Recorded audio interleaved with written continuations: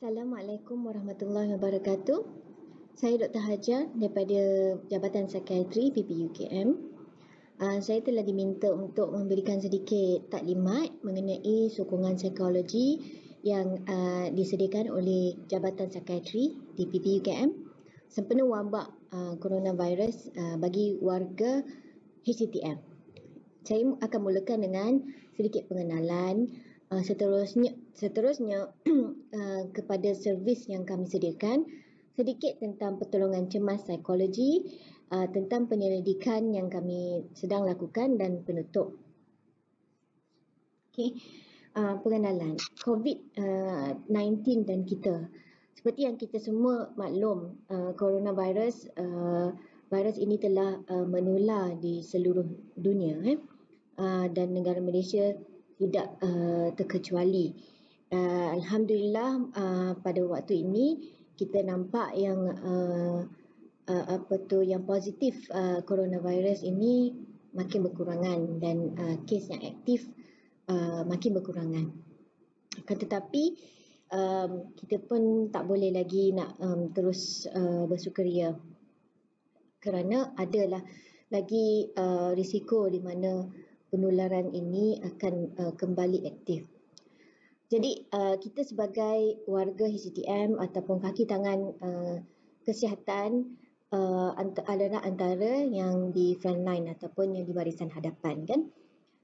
Jadi penularan ini sedikit sebanyak memberikan impak kepada kita dari segi emosi, ya. Tidak kurang juga risiko terhadap staf mengenai risiko mendapat jangkitan daripada COVID.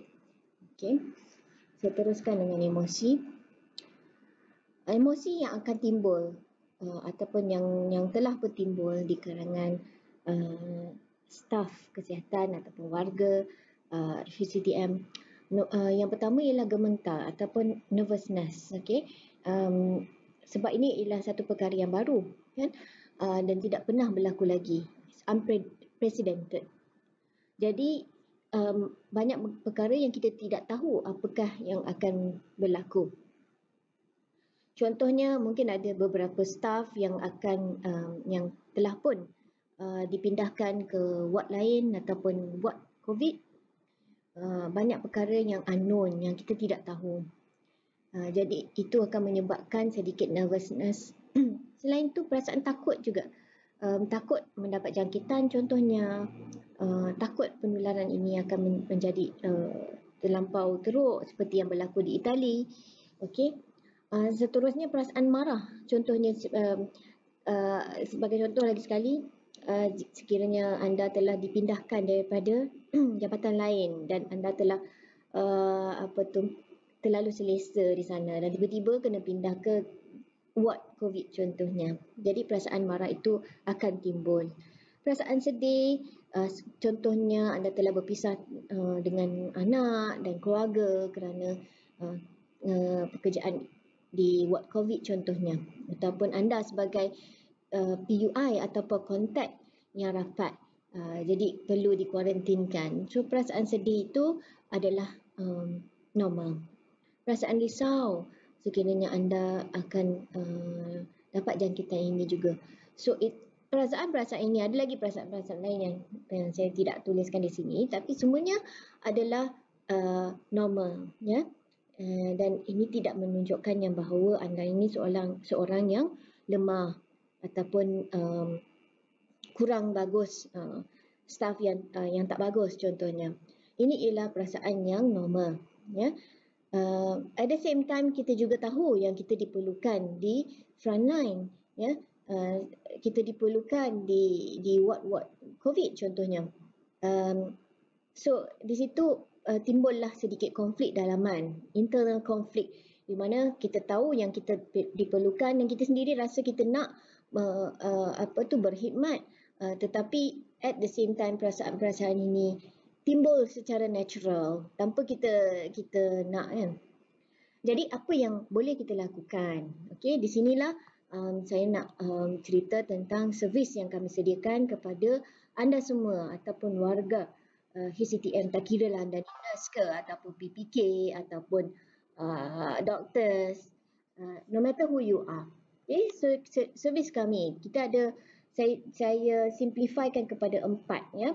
Nombor 1 ialah kita ada satu portal ataupun website di mana anda boleh masuk dan ada banyak informasi tentang servis kami ataupun tips-tips yang kami akan berikan. Nombor 2 ialah Telegram.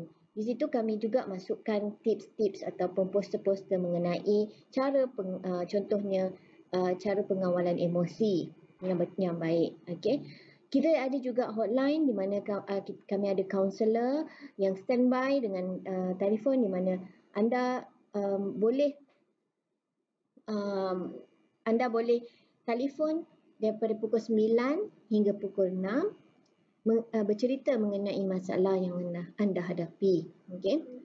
Dan akhirnya outreach program di mana kami akan pergi ke bilik gerakan ataupun di Jabatan Kecemasan. Ya. Seterusnya kita mulakan dengan website. Ya. Website kami ialah www.tabah.my. Okay. Ini ialah portal sokongan psikologi sempena wabak COVID-19 ya. Okey. Ini contoh portal dia. Okey. Tabah.my dan ini ialah front page dia. Kami sediakan banyak link di mana anda boleh klik dan juga masuk terus ke pautan-pautan yang kami ada. Okey. So contohnya kit psikologi seperti yang di sini. Kita ada kit lengkap penjagaan kesihatan mental. So anda boleh muat turun semua kit-kit yang kita ada. Contohnya kit penjagaan diri semasa kuarantin. Ini bagus juga untuk pesakit COVID ataupun PUI yang sedang dikuarantin. Kit kad pertolongan cemas, psikologi. Okey.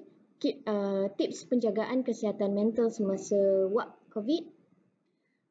COVID dan juga tips psikospiritual. So anda boleh masuk ke dalam website ni dan explore apa yang kita ada ya.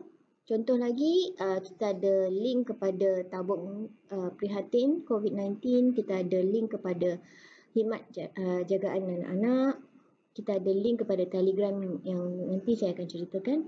Kita juga ada link kepada pertolongan kecemasan psikologi. Saya akan ceritakan kejap lagi. Ya. Dan juga pautan-pautan kepada website-website lain seperti website KKM, website CPRC dan juga website untuk menyimak status COVID-19. Okay. Kita juga ada FAQ, soalan-soalan lazim yang ada mengenai perkhidmatan kita di situ. So, you are invited, silalah pergi kepada website Tabah, www.tabah.my. Di situ kita ada banyak informasi mengenai cara pengendalian emosi dan lain-lain lah. Okay. Selain daripada website, seterusnya kita ada Telegram. Okay. Ni ialah Telegram punya link, https://t.me/psyhctm. Okay. So silalah join kita punya Telegram. Tajuk dia sokongan psikologi COVID-19 HCTM. Okay, ini ialah khas untuk pekerja kesihatan HCTM, di mana kami akan masukkan berbagai poster-poster mengenai pengendalian emosi dan sebagainya, dan juga servis-servis kami ya. So silalah join. Seterusnya talian hotline. Talian hotline ialah talian panggilan telefon ya. So di sini you boleh kontak kita punya telefon number 03-8600-9800 ataupun SMS kepada 0103424861 ya. Waktu perkhidmatan antara 9 pagi hingga 6 petang. Di sini sebarang kontak daripada warga HCTM kita kita akan ambil, dan juga sekiranya anda perlukan apa-apa pertolongan menyelesaikan masalah ataupun menguruskan emosi, boleh telefon kami. Seterusnya, outreach program. Seperti yang kita tahu, hari ini 19 bulan April, data yang terkini di HCTM kita ada 129 kes yang positif coronavirus, 65 PUI, kontak rapat di kalangan kaki tangan HCTM sebanyak 165. Okey. Jadi kita pun ada bilik gerakan dan juga jabatan kecemasan, di mana di situlah kami fokus untuk program relaksasi ataupun our outreach program. Di situ pada pukul 2.30 kita akan pergi ke jabatan kecemasan hanya selama 15 minit untuk menjalankan aktiviti latihan pernafasan, deep breathing, mindfulness session dan juga positive psychology pada waktu itu. Di bilik gerakan daripada pukul 4 suku hingga 4.30. Okay, sekiranya jabatan anda ataupun ward anda berminat untuk kami ke sana dan berikan program seperti ini, silalah kontak saya di hajar hajarmss@ppukm.ukm.edu.my. Okey. Seterusnya saya nak ceritakan sedikit tentang pertolongan cemas psikologi. Apa itu pertolongan cemas psikologi? Seperti yang kita tahu, kita memang ada first aid, kan? First aid kit contohnya. Sekiranya contoh sukan sekolah, ya, bila ada pelajar yang terjatuh, terluka, kita keluarkan first aid kit. Jadi di situ kita akan sekiranya ada darah, kita akan hentikan pendarahan dan sebagainya. Sama juga seperti untuk psikologi, kita pun ada pertolongan cemas psikologi. Okey, psychological first aid. Apakah objektif untuk psychological first aid? Di situ nombor satu ialah mengurangkan tekanan emosi ketika krisis. Contoh krisis seperti wabak ataupun disaster, contohnya banjir dan sebagainya. So semestinya akan ada tekanan emosi. Jadi objektif psychological first aid ialah untuk mengurangkan tekanan emosi tersebut. Okey, nombor dua ialah membantu memenuhi keperluan asas ketika krisis. Okey, contohnya seorang tu dia baru lepas banjir, contohnya baru keluar daripada kawasan banjir, tak sempat nak ambil barang-barang dia, tak sempat nak cari ahli keluarga dia. Jadi di situlah bantuan psychological first aid, iaitu memenuhi keperluan asas seseorang itu ketika krisis. Nombor tiga, memberi sokongan kepada klien untuk kembali berfungsi seperti sebelumnya. Okay. Prinsip dia ialah sama seperti first aid yang biasa, look, listen and feel. Tapi untuk psychological first aid kita ada look, listen and link. Okay. Sebelum tu persediaan. Persediaan ialah sebelum seperti psychological first aid yang biasa, siapa-siapa pun boleh buat, kan? Masyarakat umum pun boleh lakukan first aid. Contohnya nak balut pendarahan contohnya. Sama juga untuk psychological first aid. Siapa-siapa pun boleh lakukan, ya. Jadi contohnya jika kawan anda ataupun pesakit di ward yang sedikit cemas ataupun mempunyai tekanan emosi, anda boleh lakukan psychological first aid juga. So persediaan yang anda boleh lakukan ialah mendapatkan maklumat tentang situasi terkini. Okay, contohnya dalam wabak COVID sekarang ni, ada berapa kes, aktif kes yang ada sekarang, ada berapa yang telah bebas daripada jangkitan COVID contohnya. anda juga perlu mendapatkan maklumat mengenai perkhidmatan yang ada. Contohnya NGO ataupun agensi kerajaan yang boleh memberikan pertolongan. Ya. Okay. First ialah look. Lihat atau kenal pasti aspek keselamatan. Ketika anda berborak dengan kawan tu ataupun pesakit tu, kenal pasti apakah adakah risiko-risiko yang terlibat. Contohnya ada perasaan ingin menamatkan riwayatnya contohnya, ataupun agresif kepada orang lain contohnya. Yang kedua ialah kenal pasti sama ada intervensi diperlukan, intervensi daripada psikologis ataupun sama ada memerlukan ubat-ubatan contohnya. Dan juga kenal pasti keperluan dan kebimbangan klien. Apa yang klien tu, apa yang orang tu perlukan sebenarnya, apa yang dia risaukan. Adakah pertolongan kewangan ataupun pertolongan hanya pertolongan dari segi sokongan psikologi. Ya. Seterusnya, mendengar, listen. Berhubung dengan klien yang memerlukan dan mendengar dengan empati. Yang penting ialah cara mendengar itu dengan empati. Ya, nanti saya akan terangkan apakah perkataan-perkataan yang baik untuk dikatakan dan apakah yang boleh kita elakkan. Aplikasi teknik validasi dan tenangkan klien. Macam mana kita nak memvalidasi klien atau menenangkan kawan tu. Nanti saya akan ceritakan. Dan terakhir ialah menghubungkan klien dengan bantuan praktikal dan sokongan sosial. Sekiranya kawan tu dia memerlukan bantuan dari segi barang-barang beras, barang-barang masak contohnya. Jadi hubungkan dia dengan NGO yang boleh menguruskan ataupun memberikan sumbangan-sumbangan berikut. Dan juga bantu klien berhadapan dengan masalah. Seterusnya, tips cara untuk bercakap dengan kawan-kawan yang mempunyai tekanan emosi. Okey, tindakan yang wajar dilakukan, nombor 1, berkomunikasi dengan jujur.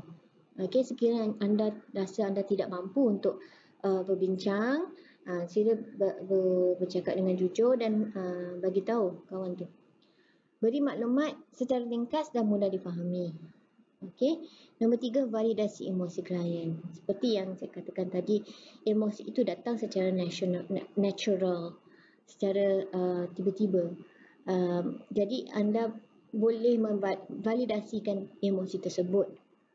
Contohnya, it's okay to feel sad. Okay. Saya nampak anda ni tengah sedih. Tak apa. Contohnya. Seterusnya, menjaga kerahsiaan klien. Yang ini penting. Sekiranya anda mempunyai sesiapa sahabat yang menceritakan tentang masalah dia, tak wajarlah untuk kita membawang tentang masalah tersebut kepada orang lain. Ya. Dan memberi penekanan kepada potensi klien dan kaedah yang mampu diaplikasi klien dalam menghadapi situasi yang sukar. Memang keadaan sekarang ni amat sukar, tetapi anda boleh memberikan semangat kepada kawan tersebut untuk menghadapi keadaan ini. Okay. Tindakan yang tidak wajar dilakukan, contohnya kita memaksa klien tu berkongsi. Kita paksa dia bagi tahu kita bermasalah. Yang ini tidak membantu. Kerap mencelah sewaktu klien tengah bercerita. Kawan tu tengah cerita tapi kita cakap tentang masalah kita pula. Itu tidak membantu juga. Menilai klien secara luaran. Maksudnya judgemental dari segi percakapan kita ataupun facial expression ataupun tingkah laku kita. Boleh seperti kita sedang menilai ataupun judge seseorang itu. Itu juga tidak membantu. Memberikan maklumat atau janji-janji palsu. Sekiranya anda tidak boleh membantu dari segi kewangan contohnya, jangan memberi janji yang palsu. Okay? Berkomunikasi dengan jujur. Menggunakan istilah teknikal dan yang sukar difahami. Okay? Ini biasalah kita perlu menggunakan layman term. ya, bahasa yang mudah dipahami oleh orang lain. Okey. Seterusnya saya nak cerita tentang penyelidikan yang kami lakukan. Ini ialah QR code untuk survey kami. Survey kami ialah mengenai knowledge ataupun kefahaman ahli kaki tangan, kefahaman, attitude dan juga praktis kaki tangan kesihatan mengenai coronavirus. Okay? Dan juga health anxiety, iaitu kebimbangan seseorang itu untuk mendapat penyakit coronavirus, dijangkiti coronavirus, dan juga psychological distress, okay, akibat daripada wabak COVID ini. Okay. Sekiranya anda mempunyai masa, harap anda boleh mengisi survey kami. Okay. Saya ingin mengakhiri talk hari ini dengan sedikit penutup, iaitu semangat untuk anda teruskan berjuang di front line, membantu hospital dan secara besarnya membantu negara menghadapi wabak yang amat susah ini. Okay, we can do this and let's fight this together. Okay, saya berharap kita boleh berkata yang it came, we fought and we won. Ya, sekian saja talk daripada saya mengenai servis yang kami sediakan untuk kaki tangan HCTM mengenai sempena wabak COVID-19.